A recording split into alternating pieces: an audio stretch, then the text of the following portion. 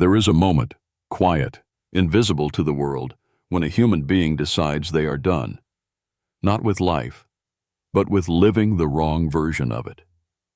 A moment where you don't just chase change, you become it. That moment isn't loud. It doesn't announce itself, but it echoes forever. Because in that instant, your soul stops asking for permission. Your past loses its grip, and you declare, with trembling certainty, I will never be that person again. That is not motivation. That is transformation. That is power. And it doesn't come from a seminar or a pep talk or a dream board. It comes from pain, from tired lungs and broken promises, from looking in the mirror and finally telling the truth. The truth about who you've been and who you refuse to be 1 second longer. See, the world will teach you how to add, how to stack goals, build habits, make plans, but it rarely teaches you the true art of power, subtraction. Power begins when you subtract every identity that's keeping you small, when you delete the roles you were never meant to play, when you burn the bridge back to the version of yourself who tolerated less, feared more, and settled often. You don't evolve by adding titles. You evolve by shedding skins. Ask any phoenix. The fire doesn't destroy, it reveals. But to rise, you must let something die. An old story, a bad habit, a name you no longer answer to. And this is where most people hesitate, because they've confused familiar with safe. But let me tell you, the most dangerous place on earth is the comfort zone of a dying dream. The you who played small? They weren't weak. They were surviving. But survival is not the ceiling. It's the floor. You were not born just to cope. You were born to create. And creation begins with decision. Not someday. Not eventually. But now. Now, when the voices in your head scream doubt. Now, when your knees shake and your past clings to your ankles like chains. Now, when everything in you wants to wait for the right time that never comes.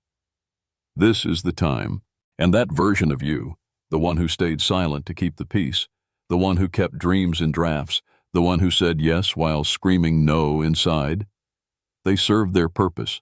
Now let them go. You don't have to hate them. You just don't have to be them anymore. Because here's the truth. The future isn't waiting, it's watching. It's watching what you refuse to carry forward. Watching what you're brave enough to leave behind. Watching if you're willing to say, this ends with me. That's the power of decision. Not to run toward who you might be, but to run from who you'll never be again. And once you decide, really decide, something profound happens. The world shifts. Not because it owes you, but because it mirrors you. It always has. Your reality isn't just built by effort. It's sculpted by identity.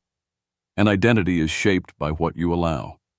So when you stop allowing fear to speak louder than vision, when you stop allowing guilt to write your story, when you stop allowing the old you to lead new days, everything changes. Not gradually, not politely, but powerfully. Because energy flows where identity leads, and your identity becomes unstoppable the moment it becomes non-negotiable. Think of Carnegie, born into poverty, a boy stacking bobbins in a cotton mill. He didn't wait for confidence. He decided to be great before anyone else agreed. He wasn't just chasing success. He was running from the version of himself who was told, you'll never make it out. That's what made him dangerous. That's what made him historic. Because when a person decides to walk away from who they used to be, they tap into something bigger than goals. They tap into destiny. So the question is not, what do you want? The question is, what are you done with? Done with shrinking? Done with begging for validation? Done with nights of silent regret and days of second guessing? Then say it. Say it with your chest. Say it with your soul. I will never be that person again. And then prove it, not with speeches, but with silence, with action, with days so disciplined They look like prayer, with nights so focused they burn holes in excuses. That's what decision looks like. It doesn't beg. It doesn't apologize. It doesn't explain.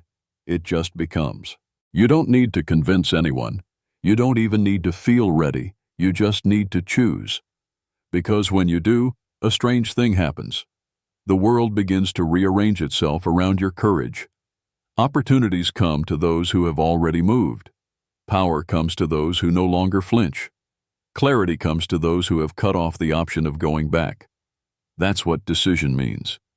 Its root, décider, means to cut off, to burn the ships, to end the debate. And until you do that, you're not in motion. You're in negotiation.